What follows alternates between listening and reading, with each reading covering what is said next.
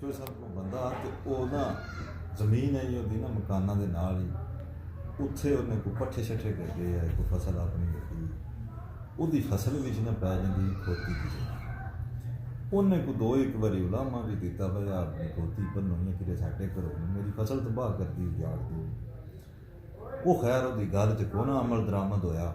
फिर खोती वो पई वो फसल बेच पट्ठिया उन्हें ना नाल ही खूह आस कटे उन्हें खोती च बगाई खूह भी सड़ सड़ी जिस वे दूजी की खोती है माड़ा बंदा उन्होंने पता लगा वैसा ऐसा खोती सड़ सड़ी खूह फलाने बंदे उन्हें ना भरिया कट्ठी कर ली पिंडा च फैसले अगे करते हैं बंदे भरिया पै जाने सियाने बंदे चार पै जाने उन्होंने फैसला करना मैं फलाने ना ज्यादती हुई फलाने की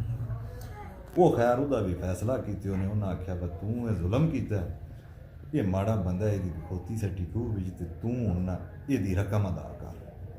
उस बंदे ने परत पै गया रकम अदा की सू तो उतों उठिया तो वह नाल दे दो चों बेलियां ने उन्होंने पूछया व तू के जुल्म किया एक तो तू खुदा दा मुजरम बनया तू एक जानवर नूं मारिया कतल किया दूसरा तू पैसे भरे ने माली नुकसान भी किया तीसरा तेरी बेइज्जती भी हुई तेनों उठ के भरिया माफ़ी भी मंगनी पई